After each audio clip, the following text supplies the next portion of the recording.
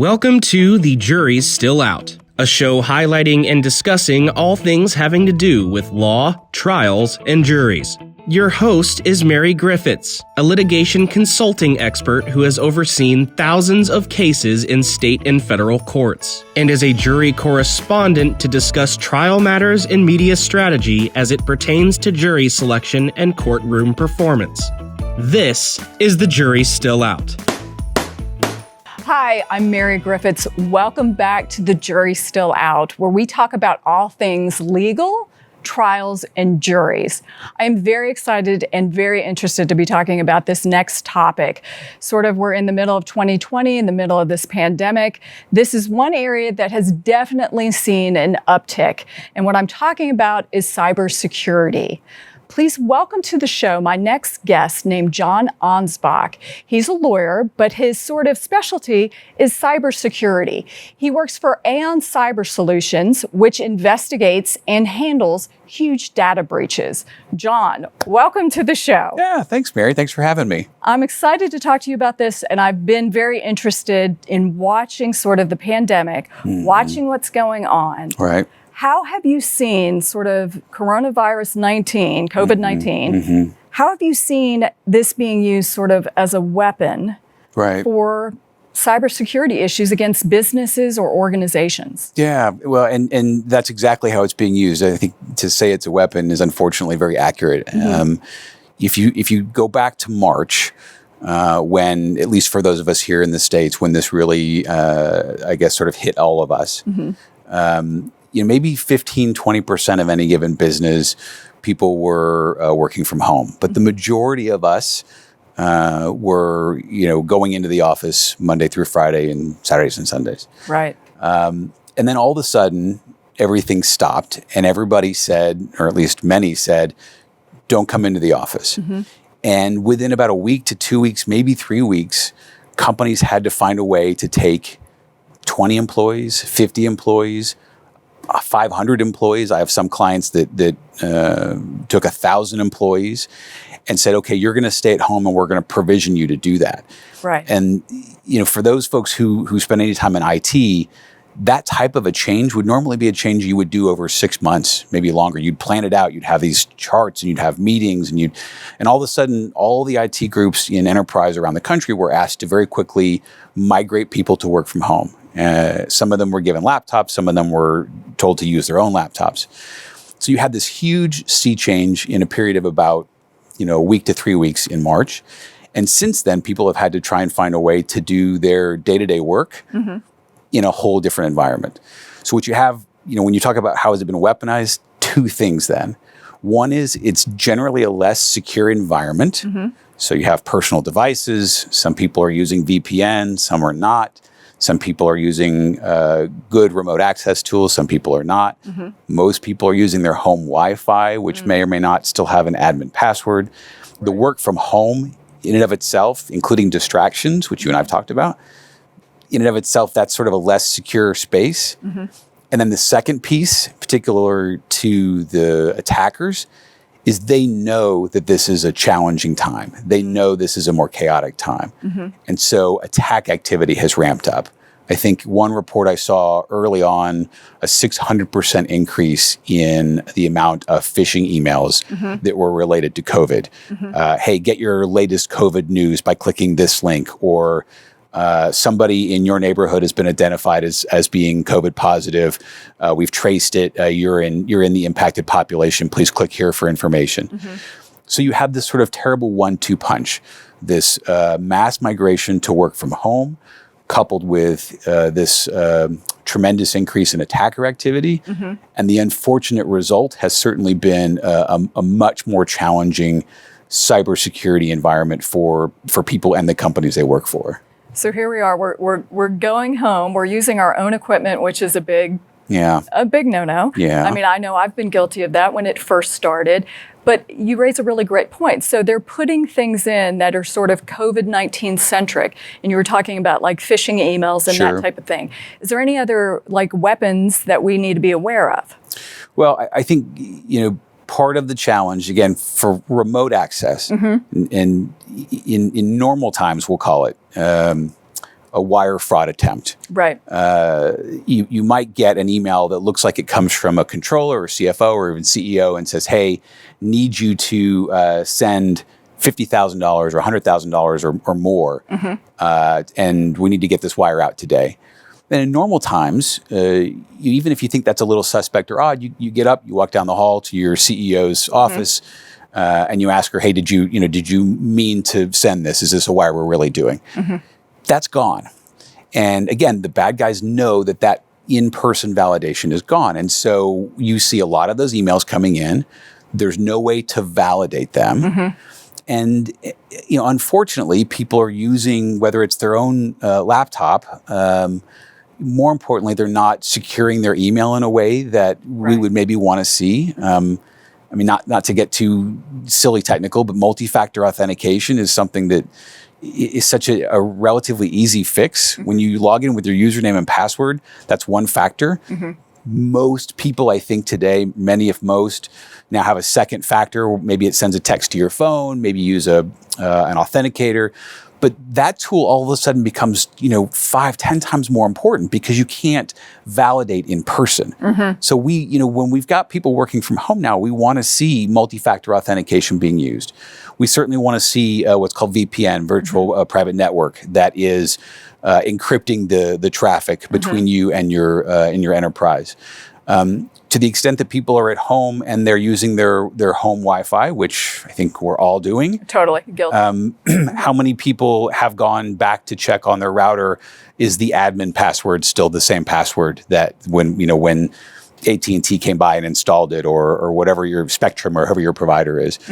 Bad guys know that those are the vulnerable points in there. Right. And so if we're not deliberate now with the new setup and checking all those boxes, MFA, VPN, password security, changing passwords, we're going to continue to have the spike that we've been seeing now in the first 6 months of this pandemic. And that's a great point. All lawyers, any individuals out there, go and check your Wi-Fi and make sure that you've, updated that passcode. That would be a simple thing to do, but we all forget to do it. Or look, even most of us have the option to have two networks at the house, your network and then maybe a guest network. On your network, maybe just do your work and use your personal network to access your office. And maybe your guest network is for everything else. Maybe, for when people come over, or your kids, if your kids are doing remote learning, as our kids are doing. Yes. But just think about the vulnerabilities and the accesses, and then be really deliberate about trying to make that as secure as you can. Okay. Yeah. And so your company, they handle the big and they investigate the big data breaches. So tell me, what does your day-to-day look like? Like, how does that shape out for you? So, we certainly handle some of the largest breaches in the world. I'm able to say, because it's public information already, we were the lead investigators in the Yahoo incident. Facebook was kind enough to come to us for Cambridge Analytica. We handle the big.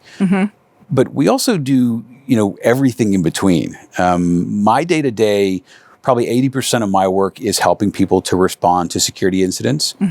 The other 20%-ish is helping people to resist those attacks. But an average day, a common day, last month on a Wednesday at 5, and my wife is also working from home, and so she and I were talking at the house. My phone rings. It's a client that I know well, is a colleague of mine who's a security officer at a company. And she says, I think we have a thing.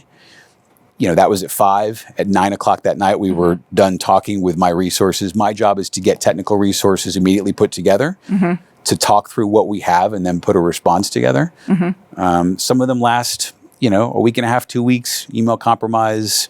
Let's lock it down, get the bad guys out, and deal with the aftermath. Some are much larger. That one in particular lasted a month and a half. Ransomware attacks are very common, and so we're either trying to keep files from being encrypted, or in some cases helping clients to facilitate a payment so they can get their data back. But yeah, my day-to-day is lots of phone calls and helping people in this security fight. And not to be too cheesy or corny about it, but I like what I do. And it's it's very satisfying to help people to overcome and address these issues. Not to go too far off, but we're very happy to work with the Yahoos and the Facebooks of the world. But I had a CPA firm in what I'll just call sort of Nowheresville, Texas. Right. I think one guy and maybe two partners contacted us through friends of friends at a law firm. They had a ransomware attack, and why Ukrainian threat actors would want to do that is just because there's just money there. Right. But we had to help this gentleman survive and keep his business going, and we were able to do that. So yeah, it's work that I like to do. I find it important work to do, and it certainly keeps us very busy. Well, I'm sure, and it's something that you said, it's Murphy's Law. If you're going to get a call at 5 o'clock on Friday, I promise you're going to be working until like Saturday by noon. It's how it goes, right? We call it, and I work for Aon Cyber Solutions. We were, Aon purchased our company, which was called Stroz Friedberg. And many people still know us by Stroz Friedberg in the breach response community. We call it Stroz Friday. Stroz Friday means that Friday at any time after 1, 2, 3, 6 p.m.-ish. Oh, yeah. The phone will ring. It's a general counsel. It's a chief legal officer. It's a CISO. We have a thing. And, that's what we do. It's a 24/7 support service. No truer words have been spoken. So what are law firms? Let's kind of go into the law firm motif. What are they most vulnerable as far as when cybersecurity is concerned? What have you seen in your experience? Like over and over, is there a certain pattern? So, it's something I think that people will appreciate, and it's maybe common sense. Law firms have a treasure trove of data. Whether it's civil litigation, sensitive matters, HR issues that they're supporting, certainly M&A, there's just a lot of monetizable data that is available to attackers at law firms. And again, the bad guys, there's certainly the nation state actors. There's certainly the hacktivists, which have a cause. But everybody else, I don't know what the number is. Maybe it's 80%. They're motivated by money. Right. And law firms have data that can be monetized, pure and simple. So when bad guys want to attack a law firm, I don't think that there's anything special about firms in the current setup that's different than enterprise, in the sense that most law firms sent all their people home in March. Certainly some have been able to return to work, but you have very large firms with armies of people that are, partners, associates, paralegals, e-discovery support folks, lit support folks, all working from home, all accessing the law firm with remote connections, hopefully with VPN, hopefully using MFA on email as well as VPN. But then there are some mid-market firms that, they didn't have the resources to invest before, and they sure don't now in more economically challenged times have the resources to go buy super fancy security tools or add new laptops or update their OS or patch things. So, my concern, and we do, unfortunately, and I say unfortunately, we do represent a number of firms that have had security incidents. We have had to help them investigate. We've had to help them to obviously notify clients, which is an awful thing to have to go out and do. For sure. But they are certainly at risk. And to the extent that we can help firms proactively resist those attacks, that's really where we want to spend our time. Is there like particular red flags? Say you're in a mid-sized firm or maybe even a smaller firm. Is there something that you start seeing? Is there like a theme here that you'll start seeing, okay, now this could be an issue. I need to watch it. Is there like an intro to this that people need to be aware of? Well, so, two things I think come to mind. Certainly, if partners or associates or anybody, they're getting notes saying, hey, did you send me this email? And no, I didn't send that. Obvious red flag. We call these account takeovers. Somebody can spoof your email, and by that I mean they can send an email that's made to look like it's from you, but it's not actually from you.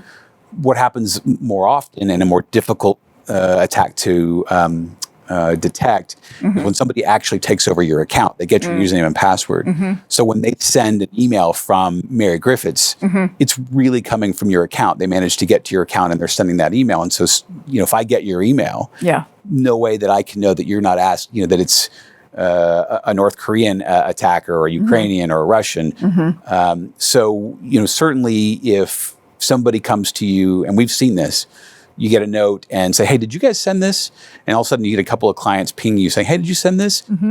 You've got an issue. Right. On a more technical level, and I try not to get too much into the weeds on this, and certainly I'm not an engineer by training, there are some ransomware campaigns, the most recent being something called Wasted Locker. Look, I don't make up the names. This is what they are. Very intriguing, though. You have my attention. Wasted Locker. Okay. There's a. I'm not making this stuff up. There's a well-known threat actor called Evil Corp.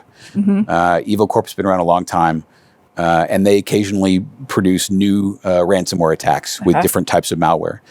And one of the things that we do, because we respond to these attacks so regularly, is, our firm is able to help to start to identify some of what we call IOCs, indicators of compromise. And the IOCs are specific to particular campaigns. So this is a long way of answering your question by way of saying, I suggest people to work with forensic firms like ours and other tier 1 operators that have access to these IOCs by real world experience, so they can proactively help you to hunt for those. This is some of the work we're doing right now. You asked sort of what our day-to-day is. I work with a number of private equity firms that have a portfolio of companies, and they're trying to protect their assets and their investment in those assets. So we do what's called threat hunts, where we'll go in and there hasn't been an incident, but our technical folks will go in and actively look for IOCs, indicators of compromise. And we're looking for things that, in our experience, we know this is an indicator of a particular type of attack. So there are things that companies can do, law firms can do, to say, look, we don't think we currently have an intrusion, but we haven't checked in a while. And we'd like to be proactive. We don't want to wait, for our get religion moment to where we have to, actually deal with an incident. So work with a forensics firm, do so at the direction of counsel, and go look to see if there are threats in your environment, and then deal with them before they get away from you, or worse, become something that, costs you a lot of time and expense. Right. So are you seeing any trends in this? I mean, so far we have COVID, and then obviously we're in an election year. I mean, is there some sort of big picture to these attacks in a way? Like, is there certain genres or ideas that, you can start going, okay, this does not smell right, or this does not look good? So certainly one of the trends we've talked about is weaponizing the pandemic itself. Right. So a lot of the phishing emails now deal with vaccines or identification of infection in your neighborhood. We're going to continue to see that. Right. The other trend that I would say we're seeing now, ransomware attacks in the past, and I don't know, for folks that are tuning in, ransomware is simply somebody gets into your network, they get control of your environment, and they won't give it back to you. They lock your files. They won't give it back to you unless you pay the money. The traditional ransomware attack has been just that. They got in, they would encrypt, and then you'd get notices, screens that say you've been locked out, and you have to send Bitcoin or Monero or some other cryptocurrency to this anonymous address in order for us to send you a decryption key.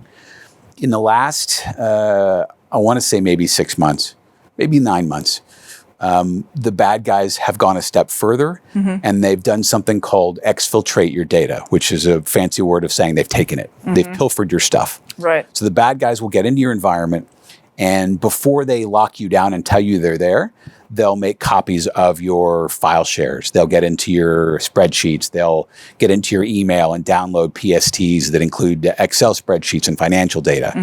They put all that stuff together, they package it, and they take it. And then they say, we're here, pay us money. And some of our clients have taken great steps in order to be ready for those attacks. And they're able to say, you know what? We've backed up all our data. And so we don't need to pay you. We can just recover to backup. And that used to be a really great, reliable place to be. Right. With the problem with exfiltration of data is the They bad have guys it. then say to you, well, that's great and all, but I'm just going to publish all your stuff. Yeah. And so we'll put it on, a lot of the threat actors maintain websites on the dark web and in other places where they can just publish and shame the companies. Hey, we got into ABC company, their security is horrible. Maybe their customers will care. And companies are very motivated and responsive to that. Right. So we now see a lot of clients who, even though maybe they didn't get encrypted in the first place, they were able to resist the encryption, or maybe they got encrypted, but they can recover to backup. They're still paying because they're trying to get, for what it's worth, a promise by a threat actor that they will not release their data or otherwise will destroy the data. So there's the pandemic stuff trending. There's the evolution of ransomware. And then the last thing, I mentioned that a lot of what we do these days is financial in terms of the motivation for threat actors. I've personally worked a number of cases, and our firm does at large, that are nation-state attacks on biosciences in pursuit of COVID-related information. And we're certainly seeing, and the FBI has issued, and DHS has issued alerts on this, but we're certainly seeing threat actors, nation-state, we call nation-state threat actors, that want to get to big pharma, bio, logistics that play in that space, people that bring those ultimate vaccines to market.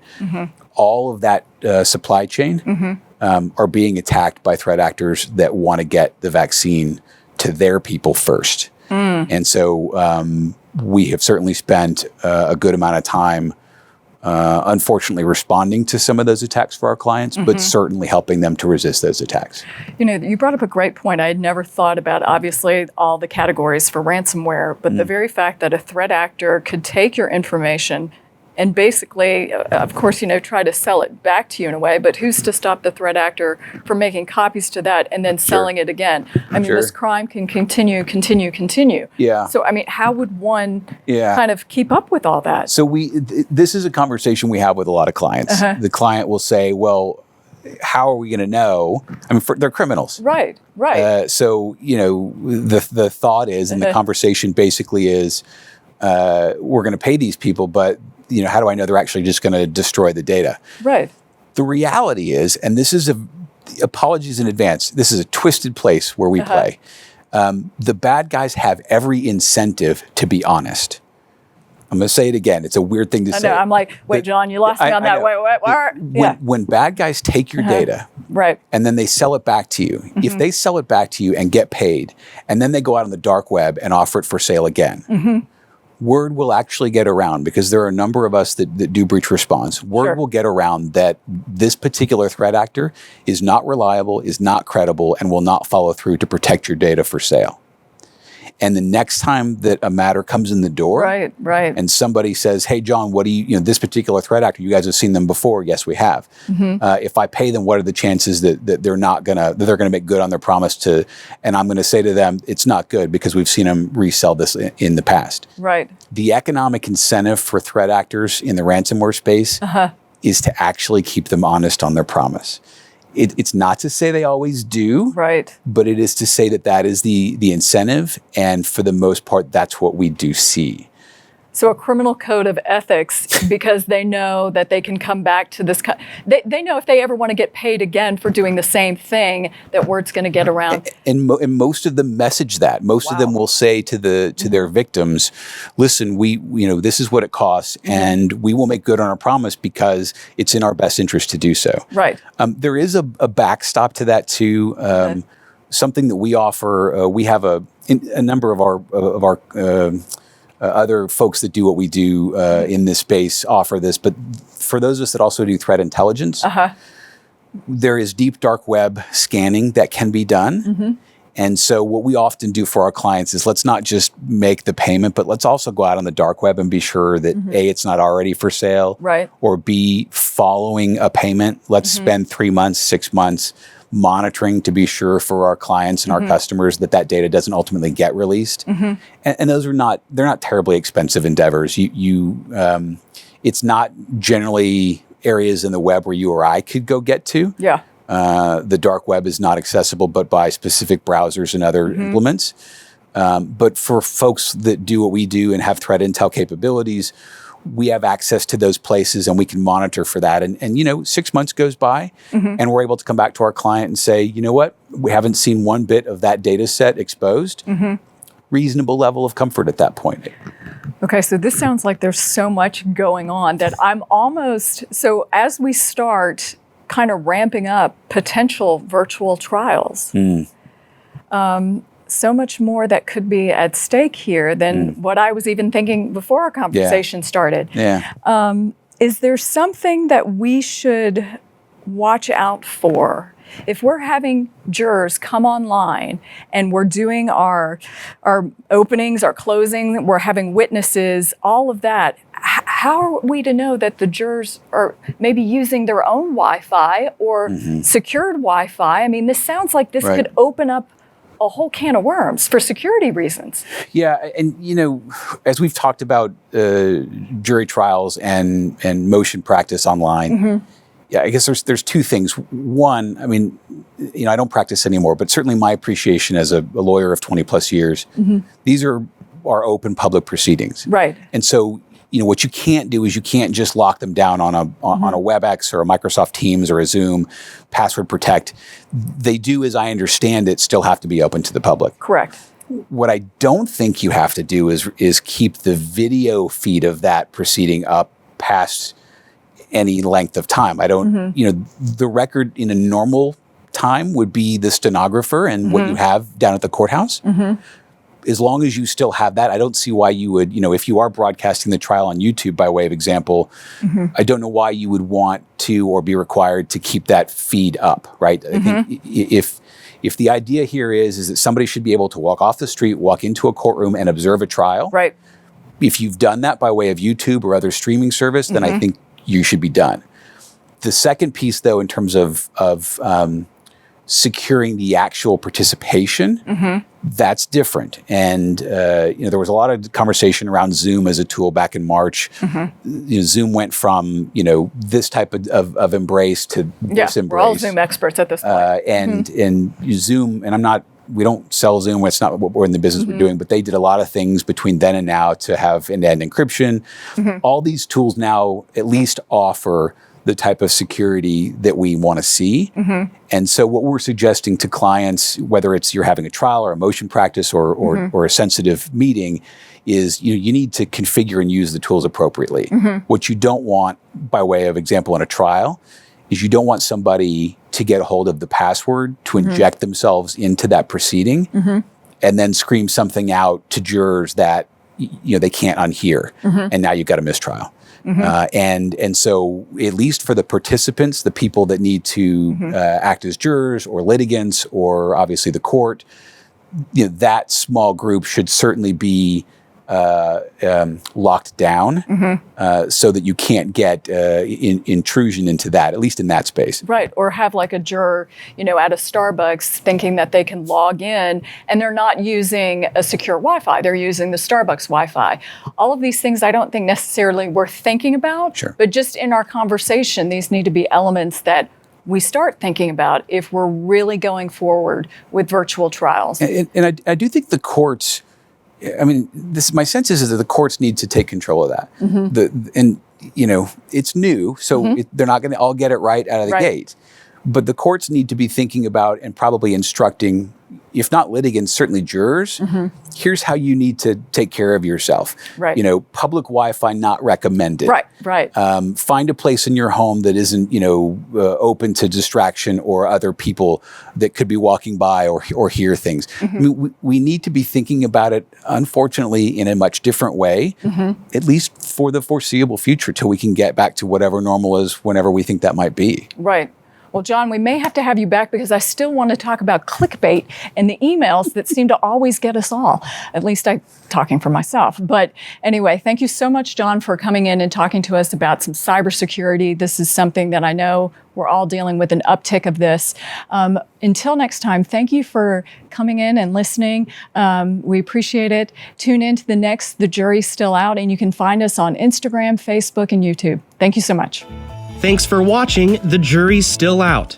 To learn more about Mary Griffiths or our guests today, check the description below. Don't forget, we'll be here every other week of the month with more incredible trial stories.